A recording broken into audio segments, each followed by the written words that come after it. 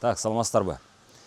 Бул берүү Ошту кантип жашылдандыруу керек и жашылдандырууга кандай ресурстары, кандай мүмкүнчүлүктөрү бар, ошо жөнүндө айтып берейин деп атам.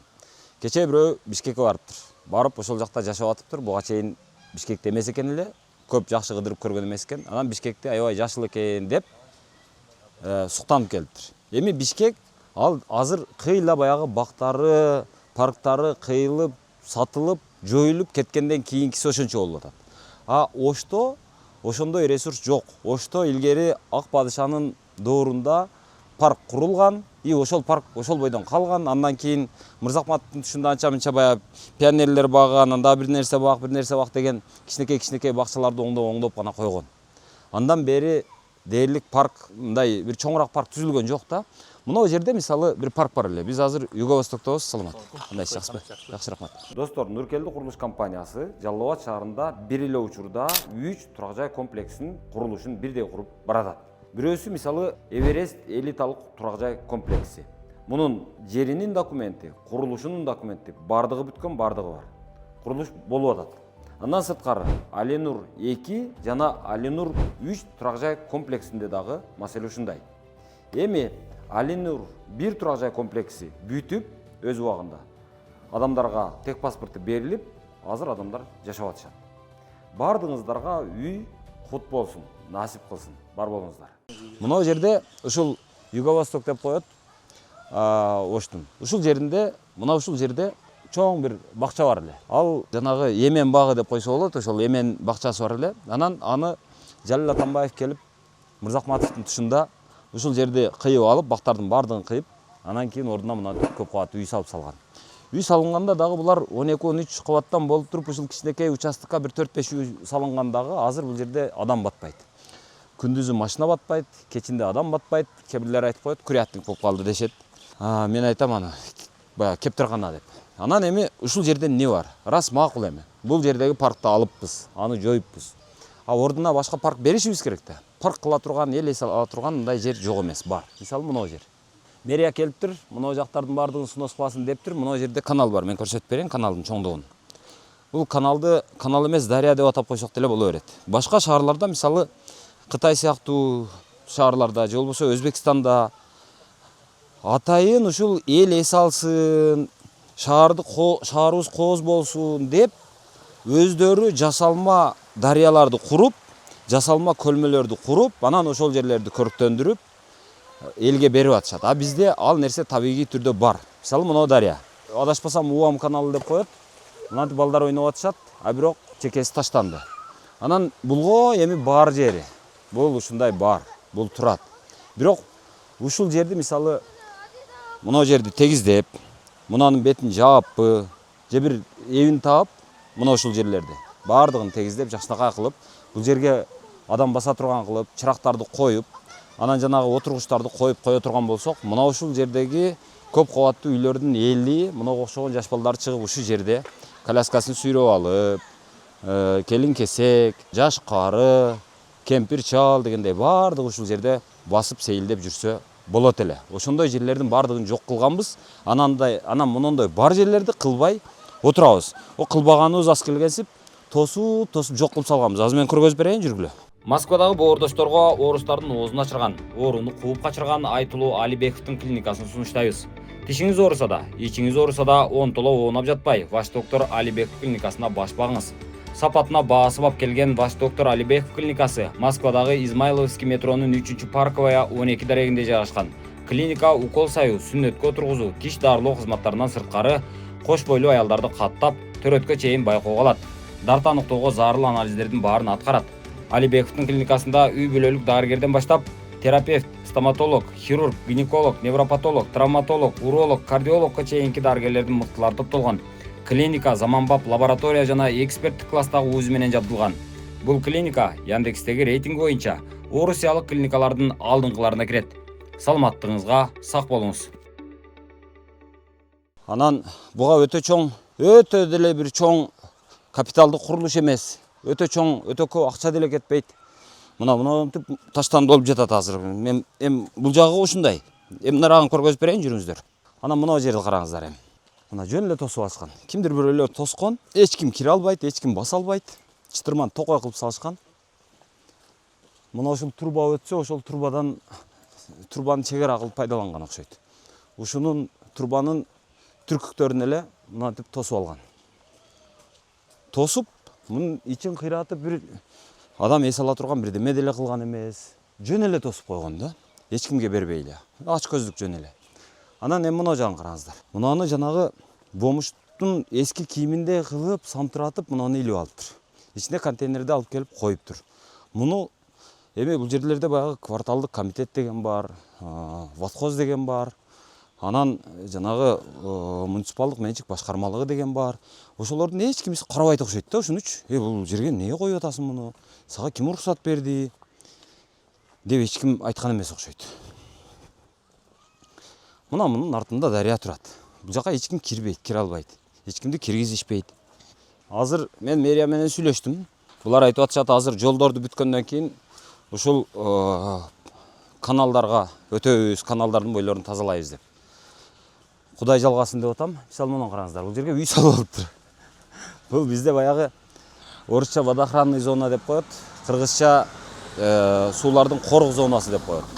Ошол корук зона деген түшүнүктү эч ким мындай эске алган эмес да, унутуп эле калып калган. Мына жерлерден илгери мен 2000-жылдары студент элем. Ошо студент маалында ушул жерлерден өтчү элем. Өткөндө ушунчалык көзүм күчү эле, себеби күн ысык. Ошол ысыктын күнүндө мынанын ичинде кимдир бирөөлөр сөрүндү коюп алып, өздөрү тосуп алып, эч кимди киргизбей отурушчу. Анан ошондо ушул элге болсо, ушул жерден ушу көлөкөнүн ичинден басып өтсөм жакшы болот эле дечү элем. Азыр эми ошонун эмеси баягы ишке ашарып күнү эми келди окшойт. Азыр канча ошодон бери эми мен студент маалдан бери 25 жыл болуп калыптыр. 20 жылдан өтүптүр. 20 жыл деп коелу. 20 жылдан кийин ишке ашкан турат, Кудай буйрса. Ассаламу алейкум. Кандайсыздар? Саламат, кандайсыздар? Мына ичин бир көрөйүнчү. Мына жакты дагы убагында Союздун маалында тосулган экен да бул, а? Бул эсер маалы болгон да. Эсер маалында, бирок мында заборун түшүрүш керек окшойт бир аз. Бирок өлчөп кеткен ушунда. Өлчөшүп кеттиби? Өлчөгөн ичинен бери бул мени. Жылат дедиби? Буну айткан жок. Бирок жазылган жок.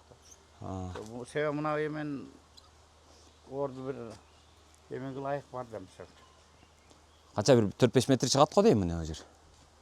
Сүрүп 3 бар да. 3 метр болсо деле эл басканга ошентип. Бемарал бар. Ооба. Макул. Так, мына ол кайрадан ошол дарыяны көрүп турасыздар. Наркы бетинде мына бирөө мынантип 2 кабаттуу кылып бир имаратты куруп алыптыр. Эми аны дагы кайсы уруксат менен курду? Балким баягы бул легкий конструкцияда, бул жеңил конструкция кылса боло берет деген биши кылып бул жерди бериптир. Эми наркы бетин дагы, бул бетин дагы ушул адам баса турган. Адамдар басканда дагы мындай жакшына мындай баса турган кылып жасап беришсе, ошол беседкаларды коюп, чырактарды коюп, астын тегиздеп берге турган болсо, мисалы эң эле сонун болмок да бул жердечи. Эл ушул жерде чыгып, нары басып, бери басып жүрмөк. Мына жагына үй салып алышкан окшойт. Мына жака бирөө үй салып алыптыр. Мынантип тосуптур. Бул эми болбосо оштун ортосу. Наркы жагында көп кабаттуу үйлөр, андан нары университеттер, мына жагы Акбура дарыясы, андан нары бүт шаардын баягы өнүгүп аткан жактары ошондо. Эми шаардын ортосунда ошого окшогон нерсе турат. Буга ким уруксат берген түшүнбөйсүң. Мына караңыздар. Кадимкидей үй. Мына жак тикен зым менен тосуптур өлгүдөй. Бир кээде отуруп ойлойм да, биз ушундай бир жапайы заманда жашаган экенбиз да деп. Мына жактарында дагы бирөөлөрдүн үйлөрү бар экен. Мынаны тоскон тосмолорду карагыла эми. Бул жагы гараждар экен. Кыскасы, мен оюмча, мен ушу мэрден суранат элем. Ушул башка шаарларда, башка жерлерде дарыялар, суулар бул өтө чоң бир мааниге ээ. Бул шаарды көрктөндүрө турган, шаарды тазалай турган, ар кандай дарыяны, ар кандай каналды, ар кандай сууну бул шаардын өпкөсү деп эсептешет. Бул шаардын өпкөсү дегенде бул образдуу айтылган менен ал илимий негизделген нерсе. Биринчиден абаны салкындатат, экинчиден абаны тазалайт, үчүнчүдөн элдин көңүл ачып, эс алып басканына жакшы. Төртүнчүдөн бул шаарга көрк. Шаарга келгенде ойбой, Оштун ичинде дарыялар ушунчалык көп экен, Оштун ичинде шаркырап аккан суу ушундай көп экен, ошо айланып эле басып жүрө бергим келет дегидей абалга жеткиришибиз керек да. Башка эми мунун экономикалык деле жагы жакшы. Мисалы ушул курулабы? Курулган болсо мына бир четиреке бирөө бир дүкөнүн курсун. Адамдар келип баягы балмуздак сатып алып жесин. Нараарака бир эмеден алысырака дагы бирөө бир нерсесин курсун, бир ашкана курсун. Анан адамдар келип ошол ашканадан тамактансын, дааратканалар курулсун. А мына жерге ушинтип мындай тегиздеп эле болгону. Брусчаткадан басып эле кое турган болсо, бул өтө чоң капиталдык курулуштун кереги жок. Болбосо асфальттап эле кое турган болсо, ошол асфальтты эле теп-тегиз жерде басып эс алмакпыз. Болбосо биз бардык жерде ушул дарыяларыбызды ар ким тосуп ала беришкен.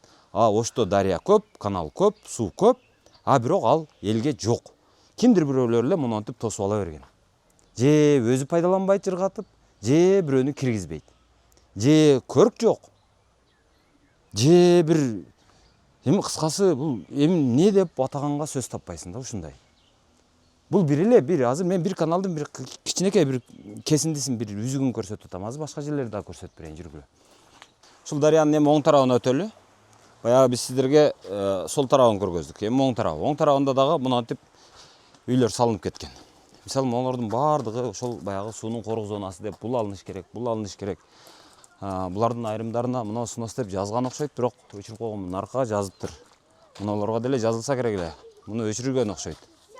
Кыскасы муналардын баардыгы ушундайынан алыныш керек да. Мына балдар мынтип жолдун ичинде эмес, булар дарыянын боюнда ошол адам баса турган жерде эс алып ойноп жүрүш керек эле. Бирок азыр эми андай болгон эмес. Биздеги буга чейинки реалдуулук башкача болгон. Бизде ошол ким эптеп эбин таап, коргозона болобу, башка болобу эптеп эбин тапса, ээлеп ала беришкен. Мисалы мунда снос деп кетиптир, туура. Мен азыр ошол мэрди ар ким ар неме деп атат, бирок мага аябай жагып атат, чындап эле мэрдин аракеттери. Ушинтип келип, сүрүп эле катуу эле эме кылбаса, мындай бир күчкө салбаса, адамдар ушинтип эжа бербей өз башынчалыкка биротоло көнүп алган экенбиз көрсө. Мына окшогон жанагы жез кемпирдин эмесиндей болгон бир нерселер дагы турат. Монолор дагы мисалы алыныш керек эле. Мына мисалы дарыянын боюн бүт өзү ээлеп алыптыр. Мисалы мунун бир балдар ойной турган аянты жок экен. Машина кое турганы болгону ушул экен. Наркы дарыяга доступ жок. Жол жок эч кандай. Мына жагын бирөө огород кылып алыптыр. Мына жери туалет окшойт. Эми карасаң бирөө эле ушинтип тосуп ала берсе. Эл мына жакта саргарып, ушул дарыя турса, дарыяга бир жолу жок, отура берсе. Бүтүндөй бул шаарга кызмат кыла турган жер да мына жер. Ал жок. Ушунун бардыгын күчкө гана салбасаң, башка айласы жок болуп калыптыр. Ушул дарыянын оң жагынан келе атабыз азыр. Эми бул жагын караңыздар. Мына. Бул жакка таштанды төгүлүптүр, башка болуптур. Бул жагы бийигирээк экен, аркы жагы ылдыйраак. Ылдый, бийигин бийик кылып болсо дагы мына жерлерди тегиздеп, дарагын иреттеп, мына дарактарды. Мына токойдой болуп жаткан нерселердин бардыгын алчуну алып, анан элге ушуларды ачып берсек, сонун болот эле. Мен бир сунуш кылгым келип атат. Эгерде кимде-ким кайсы бир жерлерди өз башынча тоскон болсо, ага ошону ырастаган, ага уруксат берген расмий кагазы жок болсо, анда ага карата мөөнөттү белгилеп, ошол мөөнөттүн ичинде ал жерди албаса, ошол тоскон жерин ачып койбосо, анда мынанча миллион айып пул салынат дегендей кылып туруп бир токтомду ушул Ош шаардык кеңеш чыгарып бериш керек деп ойлойм. Ошондо адамдар өздөрү билип, өздөрүнүн катасын мойнуна алып, өздөрү өз башынча тоскон жерлерди ачып койсо койду. Анан кийин аны ачпаса, айыпты салып, анан кийин барып ачтырыш керек деп ойлойм. Азыр эми бардык жерди өзүң барып көрүп, кыдырып, мына жер ачышың керек экен, мына жер мыйзамсыз экен, кана документтин демейинче азыр элдер мага келбей эле койсо экен, мага жетпей эле койсо экен, мени көрбөй эле койсо экен деп унчукпай отурушат азыр. Ошого окшогондордун баардыгын жөн эле бир эле кагаз менен ушундай бир эле шаардык кеңештин бир токтому менен эле ушуну иреттеп койсо болот деп ойлойм да. Ошон үчүн шаардык кеңештин депутаттары урматтуу. Мына кезектеги сессияңыздарда ушул маселени карап туруп эле кимде ким дарыялардын бойлорун, жолдордун бойлорун өз башынча эч кандай уруксат кагазы жок, негизсиз тосуп алган болсо, ушунча бир мөөнөттүн ичинде, мисалы 1 айлык мөөнөттүнбү, 2 айлык мөөнөттүнбү ичинде ачып койсун, ачпай турган болсо, мынча миллиондон айып пул салынат дегендей кылып эле бир эмени токтомду чыгарыш керек го дейм. Ошондо бир катар эл өзүн өзү тазалайт. Тазаланбаганын анан барып туруп анан ошол айыпты дагы салып тазалаш керек го деп ойлойм. Ошол мына жактар дагы оң болуш керек дейм. Элге кызмат кылыш керек да. Бир-эки киши эле мунун күнүн көрүп отура бербей. Мына карасаңыздар, бир караганда жакшынакай кылып кооздоп, мына эгиндерди эгип, көгөртүп, жашартып койгондой көрүнөт. Бирок экинчи жагынан алганда буга эч кимге киргенге уруксат берилбейт. Мисалы, жөнөкөй адам кире албайсың. Өздөрү ушул жерге сөрүсүн коюп, эртеликке эс алып, ушинтишет, эл эс ала албайт. Элге жок бул жер. Анан ошон үчүн мынага окшогон нерселердин дагы бардыгын айрымдарын баягы снос деп жазып кетиптир, жакшы кылыптыр деп атам. Ушуларды көрүп мен чындыгында сүйүнүп атам. Мына кулпуларды карагылайм. Кулпуну салып койгон. Ичи болгону отунган экен. Өзү деле эс албайт окшойт. Ошон үчүн ушуга окшогон жерлердин бардыгын ушул карабай туруп эле ушул менчигинин түрү, башкасынын түрү дегенге карабай эле ошол бир эле нерсе менен суунун корук зонасы корголуш керек деген жобону жетекчиликке алып туруп эле ушу аябай сүрүш керек деп ойлойм. Сүрүп эле алып бул жерди элге ачып берип койбосок болчу да эмес. Мына жактарын бир аз кеңейтип сүрүп. Өзү мурда мындай болгон. Акбура дарыясы бар бизде.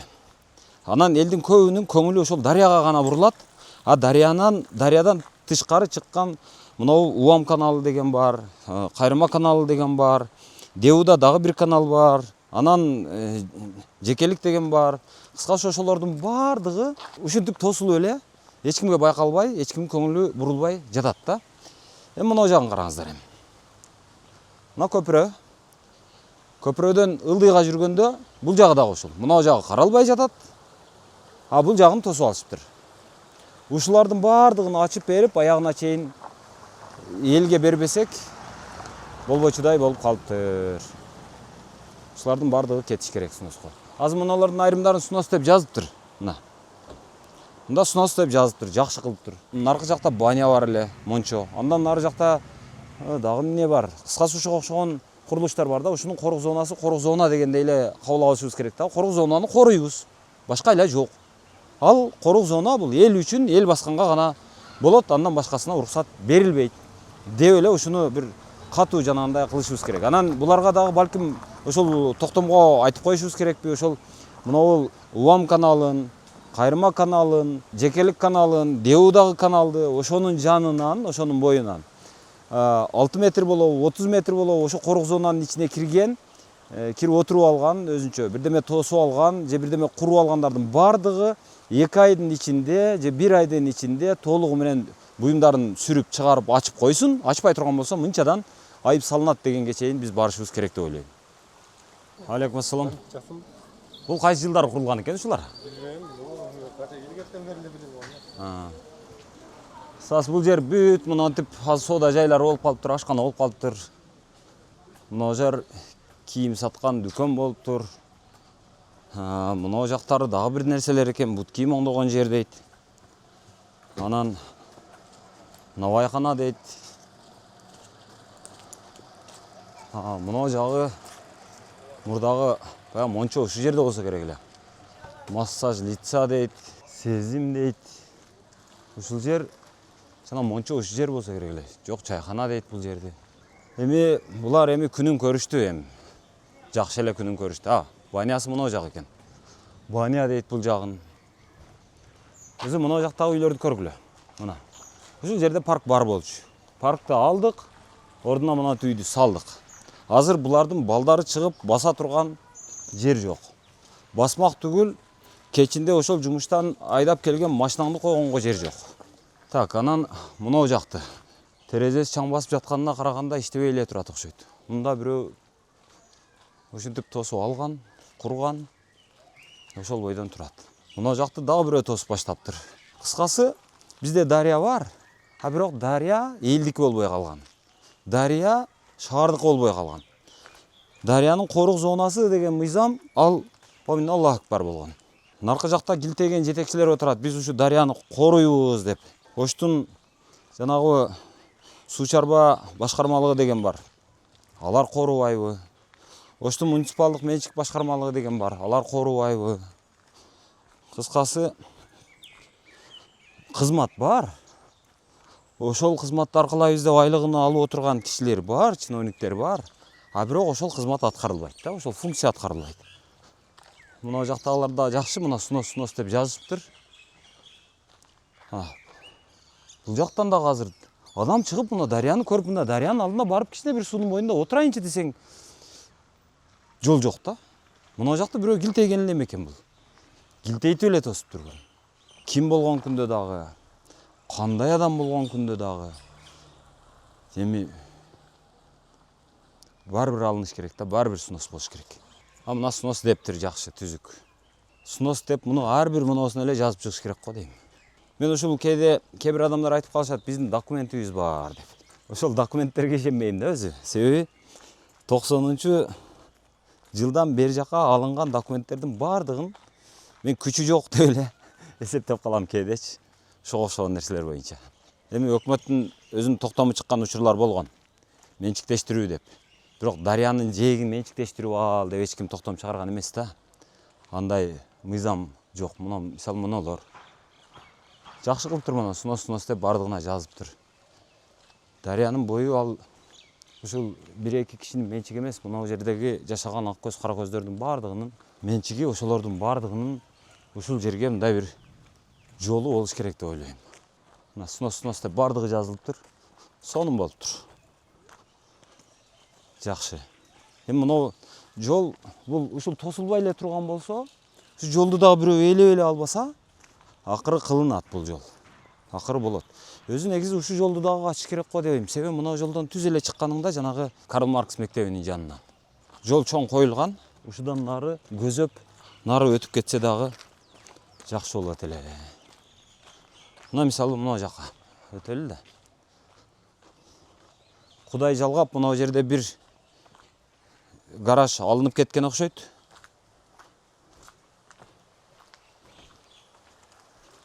Мына жактан дагы бир жол бар экен кичинекей.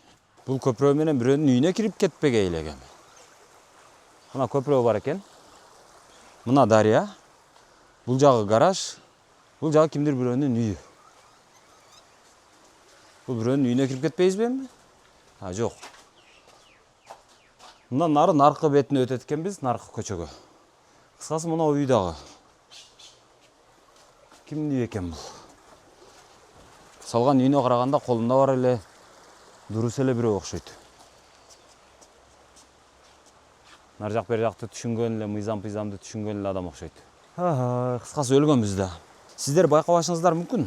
Мен ушул азыр могу суунун жанына келдим, аба салкындай түштү.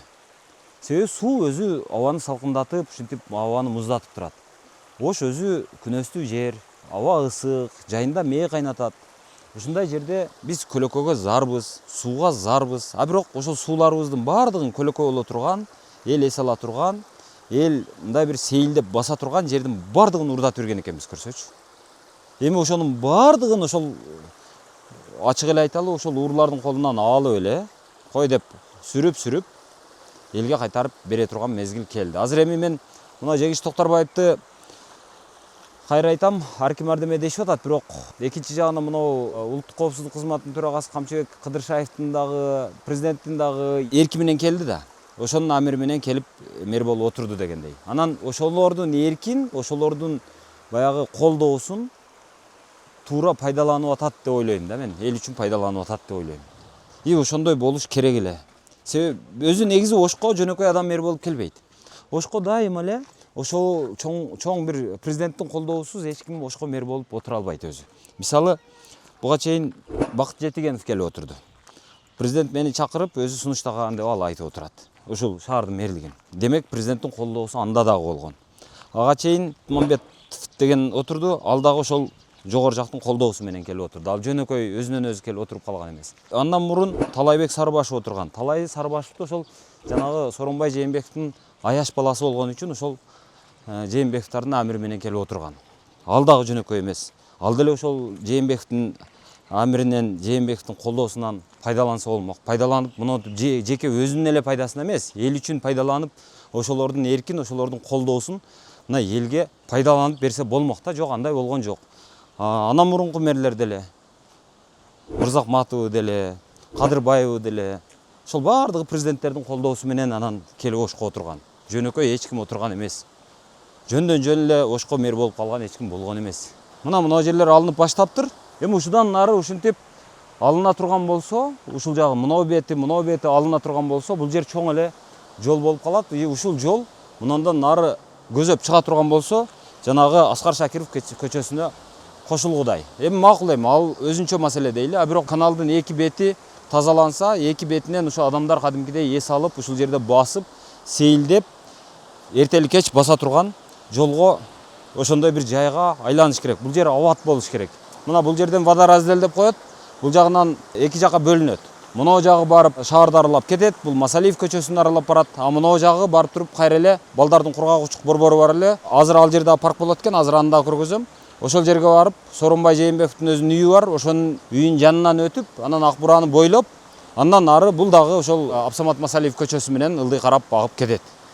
Бул дагы чоң суу. Азыр бүгүн гана суу азыраак экен. Болбосо бул жерде суу абдан чоң, абдан көп агат.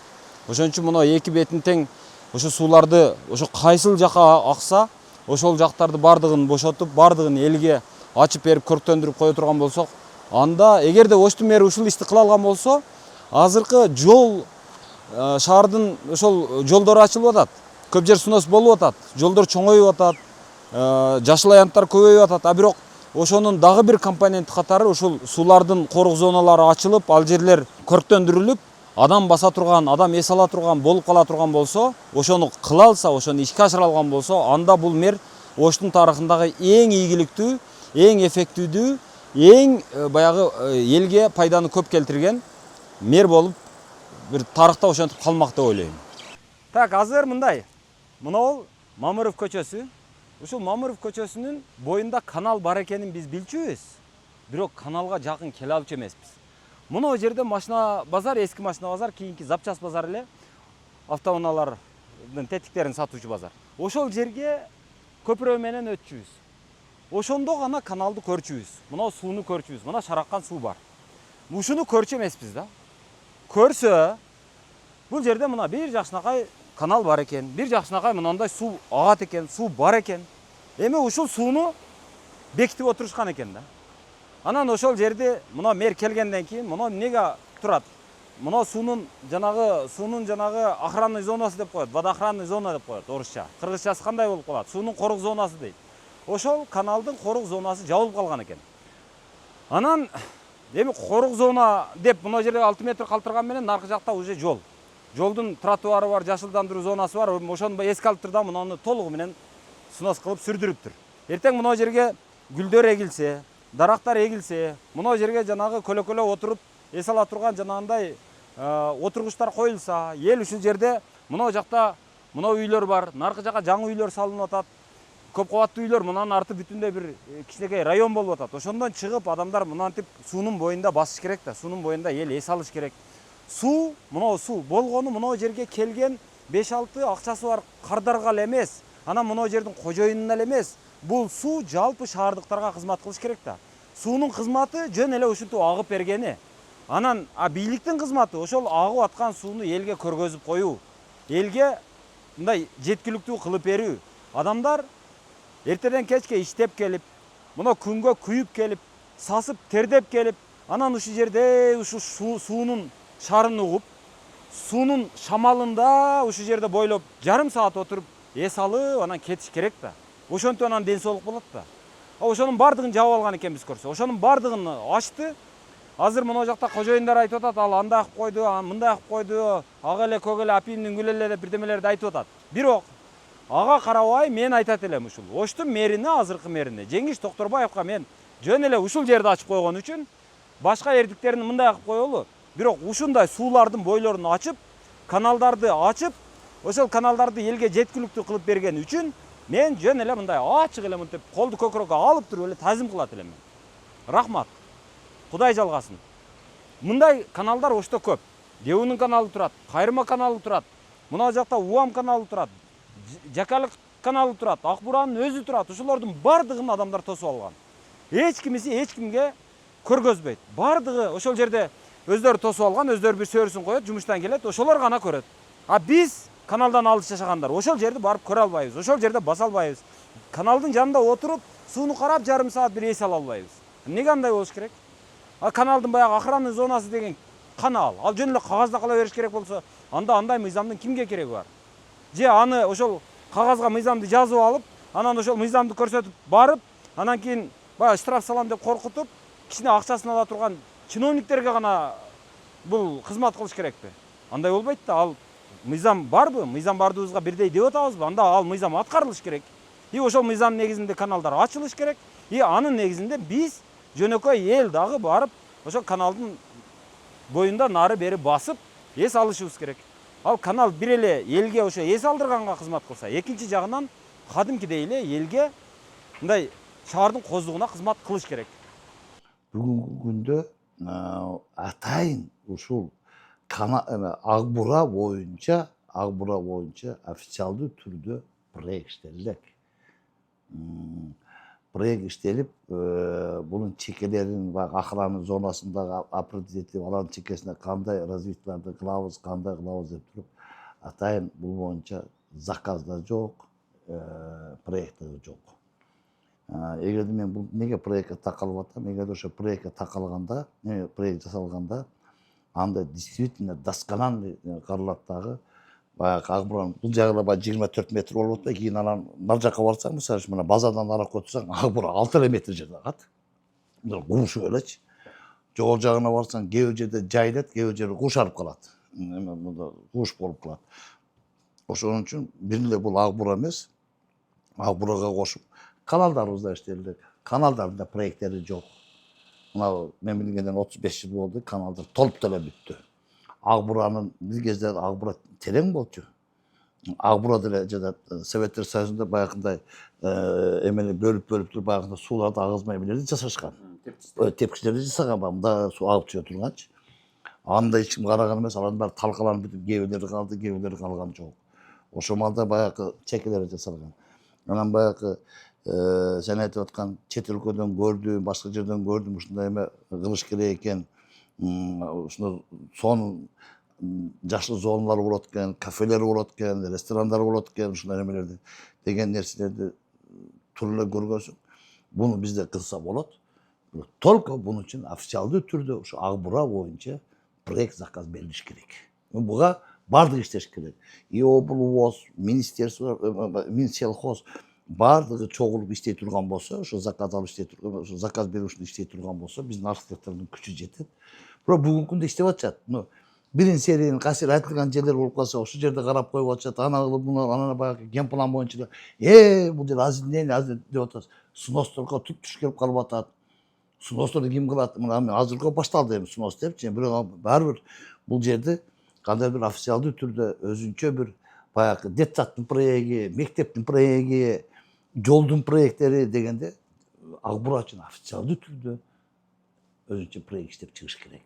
И буга заказ берилиш керек. Каналдар боюнчачы андай боло турган болсо, азыр снос өтө көп болуп кетпейби? Анан эл көтөрбөйбү? Бул мындай да, эми снос десе, эми буну чынын айтканда биз дагы мына 35 жылдык эгемендүүлүктү айтабыз. Биз акыркы жылдары көп эле наглад этип кеттик. Советтер Союзунда, Союз бүтүнгөндө көп эле нерселер калган. Бирок баягында чыга калып, кире калып отуруп биз бардык болсо. Себеби мына бүгүнкү күнгө чейин мен мисалы Уам эле каналын айтайын да.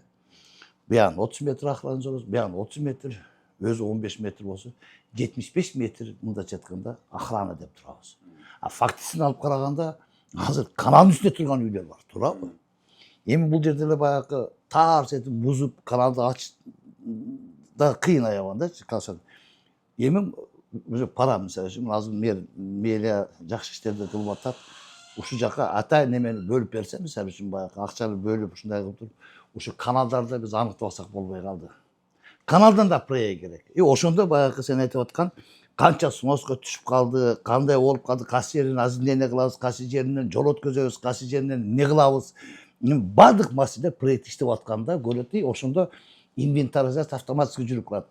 Канча үй түштү, канча үй эме болуп калды, баягындай эме сноска түшүп калгандарычы бардыгы аныкталып калат. Менде эки ой бар да. Бирөөсү ошол охранный зона деп коет го, жана корок зонасы. Ошол корок зоналар сакталыш керек деген дагы аргумент күчтүү экен. Себеби азыр мен жанагы ютубтагы маалыматтарды жанагы интернеттен карап көрсөм, охранный зона ошол корок зонасы атайын бир илимий көз караштардан улам, илимий негиздемелерден улам анан иштелип чыгыптыр. Бирок ошол эле учурда биздин реалдуулук Оштуку. Мисалы Ошто калк өтө жыш, үйлөр өтө көп. Анан көбүнчө баягы ошол дарыяга же болбосо каналдарга өтө жакын туруп калган. Эми аларды бир жагынан ойлойсуң, жана снос кылып, кеңейтип, охранный зонасын, жана корок зонасын ачыш керек деп. Бирок экинчи жагынан ойлойсуң, эми ошол эле маалда жанагы аларды көрктөндүрүп, эл баса турган, эл эс ала турган, эл дагы ошол дарыяны көрүп, деп эс ала турган бир жер болуш керек деп. Бирок ошол эле учурда өтө кең болуп кетип, анан өтө көп адамга залакасы тийген болсо, кандай болуп калат дейм да. Өзү негизи булардын ошол жана корок зоналары канчалык өзү? Каналдыкы канча? Дарыяныкы канча деген. Эми мындай да мен ошону айтып коеюн. 30 метр, 50 метр, 20 метр деген ар кандай нерселер коюлганда бул баягы 2006 жылы экен, 2007 депутаттар тарабынан бекитилип калган да. Ошону азыр укук коргоо органдары ошону көтөрүп чыгат. Баягы суу ресурстары боюнча закондордо карасаңдар ошол жазылып турат. Себеби ушуларды баягы кабыл алып атканда эч ким изилдеген эмес да. Изилдеп албак, эмнени жазып койсо ошону апарып киргизип алганда кабыл алып алышкан да. Ошону баягы суу чарба эмесин закондорун карай турган болсок, суу закондорун, дарыялар законун карасак, 22-21 статья бар. Эгерде дарыялар жана каналдар калктуу конушту аралап өтө турган болсо, алар генпландын жана баягы эменин генпландын схемалардын жана жергиликтүү бийликтин баягы кароосунда мындайча айтканда каралат, өзгөртсө болот деген жер бар да. Эми хорошо. Мына мындайчы, мына Увам каналы дейlik, 30 метр, эме, бuyagы 30 метр, бuyagы 30 метр. Эми бул свободный эмеси да. Бир нерсе айтат, эртең канал чоңойот да, эртең канал кеңейип кетет да. Эмне болду? Биз каналды ушунчалык кеңейтиш үчүн. Эртең биздин папамыз суу сактабыз, эки эсе көбөйбү, көбөйбөйт. Биз ошончолук сууну өткөзө алабызбы? Өткөзө албайбыз. Бүгүнкү күндө наука жетишкен, антип ал жати эле чоңойтуш эмес. Азыр керек болсо ошо турушка ордунда көтөрсө болот. Двойной кылып өткөзүп кетсе, акведук кылып өткөзүп кетсе болот. Толтуруп анын жолдору. Чукуптуруп азайтса болот. Эми ушун үчүн мен дагы айтам, бунун үчүн проект иштелиш керек. Проект иштелгенде гана ошого задача коюлат. Проект атканда технический, экономический задача коюлат. Мынаны кара деген. Ошондо сен айтып аткан болушунча бардык нерсе, ушу зона отуктарды караганга, аземление караганга, киде можно, киде техник жактан чейин каралат дагы. Ошол маалда анан кийин баягындай министерствонун согласиясы менен закондорго карап ишти кыла турган болсо, биз анда Ак Бураны дагы, немени дагы башка каналдарды иштетип алабыз. Бүгүнкү күндө алар жок анан көрүп атасың го. Баягы корок зонада турат, корок зонада турат деп. Корок зонада турганы бул мурда эле турган Советтер Союзунда. Барса оңдоп бербейбиз, сен корок зонада депчи. Мына көрүп атасың, закон өзү уруксат берген. Ошол корок зоналарда жеңил типтеги убактылуу нерселерди, баягындай кафе, эмелерди курганга болот, отуктар депчи. Бирок ал дагы биз берип коюп атабыз, ал дагы стихийный кетип атат да. Бир жерин карасаң, баягындай жакшы болгон, приятный болуп, бир жерин карасаң, алды жагы жакшы, арка жагы айласыз болуп калган. Ошолордун бардыгы атайын проект иштелип бүткөн, ошо проект бекитилгенден кийин анан дальнейший ошону развивать эткенге оңой да болот. Ошого кийин соңку инвестор да табылат, мындайча айткандачы. Анан дагы бир суроо да. Башка шаарларда жана пруд деп коет го, көлмөлөр бар. Бишкекте көп экен, бирок көпчүлүк көлмөлөрдү алар өздөрү жана антип шагыл менен сүрүп, жаап, толтуруп пайдаланып атышыптыр. Анан бирок ошол эле учурда башка шаарларда, мисалы узак барбай Өзбекстанда өздөрү жер бөлүп, алар жерди казып алышып, көлмөнү кол менен мындай искусственный кылып жасап атышат да. Бизде эмнеге жок Ошто? Себеби ал дагы эл эс ала турган мындай жакшы бир жер болуп калмак да. Ал элге керек да. Мен ушул жерде сонун суроо берип атасың. Мен сага кичине тарых айтсак, мына мэриянын астындагы Ленинди алды го. Ошонун аркасында Комсомольский озеро деген болгон. Кийин как-то ал үйдө салып ана мына болгондо эми ал жерден алып койгон. Ana ошо пруттар боюнча айтканыбызда, пруттарыбыз бар. Мисалы үчүн мына Төлөкөндөгү зона отуктар бар го, Советтер Союзунда калып калган ошо пруттарды сактап калышып, азыр адамдар пайдаланып атат. Дагы жакшы ошол жерлерде менчикпи, кандай экенин билбейм. Ушул жер ижесе кете турган болгон. Ушул жерге баягы ижес берип, үй салабыз го, талаш толпон болуп ушуну. Бирок негедир ошо сакталып аракет кылып, мына сакталып бүттөмөлөр бар. Эми аны сен айткандын баардыгын кылса болот. Мына азыр эле мына генпландын баягы 25 жылдык эмес срогу бүтүп калды деп атат. Ана мына мурда ПДП иштелгенде как раз ушул боюнча мына канал дарыялар боюнча ошо ПДПдагы спорный маселеде туруп калган. Анан буну эмди 25 жылдан баштап оңдоп карабыз деген маселе коюлган. Азыркы сен коюп аткан суроо каналдар тууралуу суроо.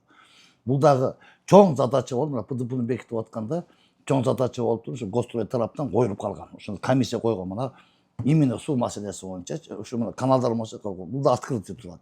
Ушуларды ближайший временин ичинде азыр караш керек. Анан бул пруттарды караганда да. Эми мен ачык айтайын да. Мына биз азыр адамдар сен период айтып атасың да, баягы мен көрүп келгендериңе айтып атасың да. Биз азыр биринчи порядокко кетип атабыз да, мындайча айткандачы. Баягы ордубузду таап кечеки бар жерде бүгүн бар кылып, жок жерде жок кылып, азыр бүгүн ушу порядок баштады. Где-то сносить, где-то восстановить деген нерсеге келдик да. Ачыгын айтканда бул вопрос азыр пруттарды коюш, баягында сен айткандай элдерди ысыктын күнү баягы атайын бир эс алдыра турган нерсе карала элек. Бул последнее время мен угула элекмин, бул даже Ош шаарында эмес, Бишкек шаарында да карала элек. Бул маселе пока открытый бойдон турат, эч ким бойдон.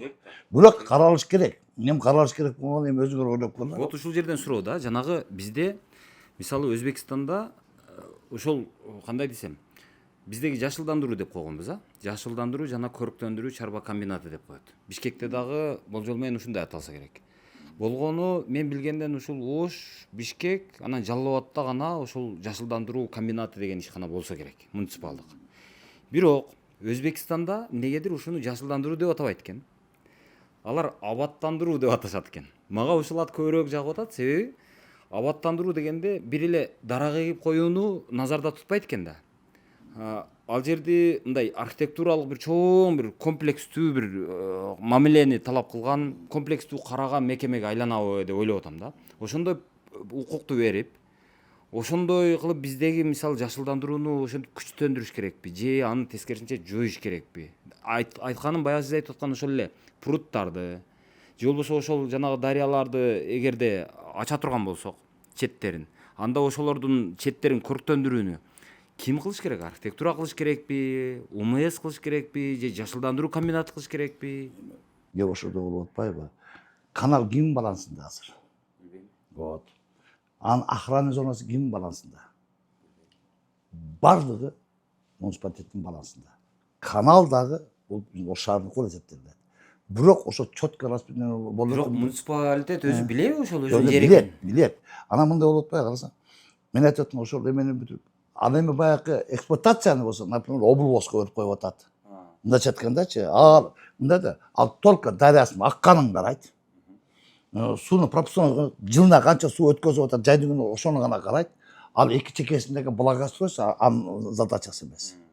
Эми сен туура айтып атасың. Бизде баягы Зеленстрой деген, зеленый управление бар туура. Эмне иш кылат, элдер эмне иш кылат депчи. Буларды күнөөлөштүн кереги жок. Буларга официалдуу түрдө жашылдандыруу ошо эгилген нерсени кара, эк деп определенный гана нерсеси бар. Булар өздөрүнө баягы өз билиминде бир жерде апарылып көл кылып же бир жерде апарылып бак кылышка булардын акысы жок. Эгилген даракты кара. Бош жерге гүлек жылда экен. Ушуну гана функцияны аткарат. Аба сен айткандай кылып туруп, эгерде баягы пруттарды жасап, кандай бир немелерди кылып туруп, элдин үчүн баягы благоустройство, озеленение үчүн ошону бөлүп чыгарып туруп, ошону Зеленстройдун балансына өткөзүп берсе, полный сенин эмеңде дей турган болсо, ошону тактап өткөзүп берсе, анда Зеленстрой полностью өзүнө алат. Бизде азыр общий умес деп коет. Управление муниципальной собственность, баягы меники, сеники болуп эле келатабыз да. Эгерде ушуларды ишке аша турган болсо, анда действительно анда баягы сен айтып аткандай абаттандыруу дегенде, мына биздин Зеленстрой анда чоң ишкана өзүнүн баягы баланса держатын да. Ошол айтылган парктардан бери, бактардан бери бардыгын өзүнө эмете турган ишкана болот эле баягы. Мисалы үчүн мына өзүң көрөсүң. Бир мына Токтогул паркы неме парктары кимге караганын билбейм. Бул УМС деп коет. Управляющий собственный жер андай мындай деп. Жана бир парк управлениясы түзүп жүрдүк. Кийин ал жок болду. Түздүң. Түзүп койгонуң менен аны жашылдан өстүрүшүн, аны эметишин баары зеленый строй карайт экен да баары. Сууну апарыш ошолордо экен. Анан аркылуу арендага бериш менен чектелип калып атат. Мен эме паркты карайм, мен эме кылам деп баягы арендага берет. Анан акча жетишпейт мына. Эшек иштейт, ат жейт болуп калат. Ушундай болуп калат. Ошон үчүн мен дагы айтат элем, азыр эми жакшы иштер кетип атат шаар боюнча. Бул маселеге дагы биздин жергиликтүү бийлик акыры карайбы деген үмүттөбүз да. Акыры ушул маселе. Сен айтып аткан маселе карайбыз. Сен бир 2-3 күн эрте айтып атасың да, баягычы. Бирөө буягын эптештирип алса, мисалы үчүн, анан кийин дальше ушул маселе коюлушу мүмкүн да. Үмүт кылабызың да. Ушундай да, анан кийин мен деле мен эртең иштегенде эле даже мындай бир неме болгон. Мына Дарияны ремонт кылабыз, Ак Бураны, ак кууларды кое беребиз, бул жерге ак кемени коебуз, башынан аякка чейин ушундай немени кылабыз деген инвестор келген мен иштеп аткандачы. Анан мен айткам, сен Ак Бурага каякты жүрүшүн билесиң деп, мына тегиз кыла турган болсоң дедим, ана азыркы жаңы салган көпүргө чейин бийик көтөрүп тегип, биздики ылдый. Сен анда кайыктардын тийип калкытып жүрө албайсың дегенмин. Биздики мындай баягы көрүп атасың го. Агын өтө шар да. Агын өтө шар, анан уклонубуз башка да. Ар кандай идеялар менен келген. Бирок азыр сиз бир немени айттыңыз. Сиз азыр Ак Бурада долбоор жок дедиңиз. Бирок азыр жанагы Арис программасынын бюджетинин эсебинен, туризмге деп бөлгөн акчанын эсебинен азыр Ак Буранын мынау Нурматов көчөсүнөн ылдый жагынан аркы бетин бетондошуп, ошол жерге бир отургучтарды коюшту. 110 миллион сомго. Анан үстү жагына таш төшөп чыгышты. Ошол кайсыл проекттин негизинде же эмне максат менен кылынды, мен түшүнбөй калдым ошону. Жок, бул проекттин негизинде баягы проект жасашканда башында башталбады, баягы белги укрупнитель немелерди жасап келишти. Аныкташ керек болду. Дария бир тур бияка кетет, бир тур наракка кетет, белги укрупнитель немени жасады. Бул определенный гана бир проект менен жасалды да, мындайча айткандачы.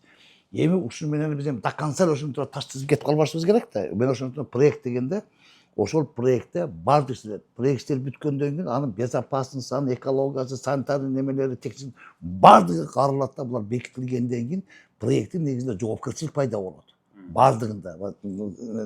Сен айтып аткандачы.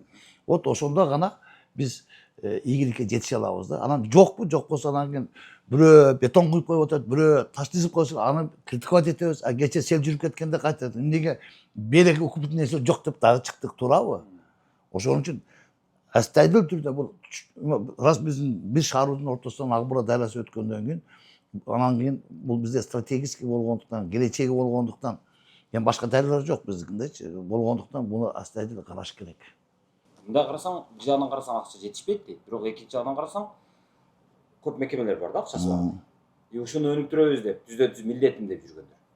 Анан ушуну кандай кылып башкарыш керек? Сиз бардыгын проектке такалдыңыз. Мен проект деген себеби мындай да. Проект түзгөндө бул бир эки архитектор отуруп алып эле анан өзү чыza бербейт. Проектке заказчик болот. Заказчик бирде медианы заказчик кылып коюштун кереги жок. Бул Ак Бураны проектин иштеп атканда заказчик болуп ушу мэрия, туризмди өнүктүрөт Минкультура, суу чарбасын караган ошол Министерство сельского хозяйствосы, керек болсо промышленность, азыр Госстрой Минстрой болот. Горбата иши бардыгы мындайча айтканда заказчик болуп туруп өзүнүн заданиясын берет. Заданиясын бергенде ошол заданиянын негизинде проекттер иштелет дагы, баягы иштелип аткан проекттерде кайсы жерде зона отдыхты кылыш, кайсы жерге сен айткан прудту коюш, кайсы жерге баягы казинени кылыш, кайсы жерде жок кылыш, кайсы жерде бар кылыш, бардык технический нормаларга, санитарный, баягы экологический бардык нормалар менен алып келет дагы. Проектти сызып бекитилгенден кийин, даяр нерсе болуп калгандан кийин, пожалуйста, азыр мындай болуп атат. Туризмге USAID кишине акча берип койгон. Ал көтөрүлүп жүрөт. Мен ошто туризмди өнүктүрө турам деп ал акчасын кармап жүрөт. Ошондой эле акчаны Минсельхозго берип койгон, мисалы үчүн Ак Бураны карагыла, Дарияны карап бөлүп койгон. Ошондой эле жашылдандырууду кандай акча? Ар ким эле өзүнүн акчасын азыр кармап алып, эмне кыларын билбей дегенде баягы жүрөт да, бийлик алып кетет. А ошол бекитилген проект жасалгандан кийин ошо проект баардыгын бириктирип коет. Потому что заказчик болду ошого. Эртең кайсы жерде ошол жерге вклад этип берет. Мисалы үчүн Мен культура акчасын алдыбы туризмди. Ошол жерде туризмдин блогу турат. Ошол жерге каршылайт. Минсельхоз өзүнүн акчасын жүрөт. Короче, мындайча айтканда, вот это проект баардыгын чогултуп, баардыгын өнүктүрүүгө шарт түзүп берет. Мындайча айтканда, бул юридический жактан да, технический жактан дагы правомерный болуп калат. Долбоор түзүлгөндө, долбоордун мындай туристтик бөлүгү өзүнчө болот. Анан кандай десем, коопсуздук бөлүгү өзүнчө болот. Айыл чарба бөлүгү өзүнчө болот. Анан ар ким өзүнө тиешелүү жерлерин өзү кыла берет демекчисизби? Баардыгы билип атат. Бир жерде туризм болбойт. Мисалы, туризм деген ал баштан аягына чейин да. Ошолордун баардыгын бириктирүүчү, баягы туризм кайсы жерде, бу жерде бар, ал жерде бар, ал жакта ошолорду бириктирүүчү проект. Ошол коопсуздукту эмеси баштан аягына чейин коопсуздук. Туризмде да коопсуздук болот. Иши кылып, ошол проектте баардык нерсе учетко алынат дагы. Анан бир эле жерде баягы туризм бар, мына дербейт. Туризм баштан аягына чейин болот. Кайсы жерде туризм бар, кайсы жерде жок, даш өтө турган. Иши кылып, долбоордо баардык иштелип чыгат да. Анан ошого жараша вклад этип, анда бөлүп дагы талаш башталат. Меники сен башынан аягына чейин, может, туризмди учить этет. Башынан аягына чейин проект болуш. Кайсы жерде туризм кандай өрсө болот, кайсы жерде кандай кылса болот, кайсы жерге эмнени курсак болот, эмне кылсак болот. Ошондой эле коопсуздук башынан аягына чейин болот. Акча кимде болот? Акча ошол жерде эми заматта эле неме, ошол мисалы үчүн туризмди өнүктүрөт деген неме, ошол проекттен карайт дагы кайсы жерде быйыл жасайм мисалы үчүн. Быйыл бул жерде жасайм. Эмнеге бияка өтөбүз деп туруп, проект заказ подрядчигин табат, бекитилип калды.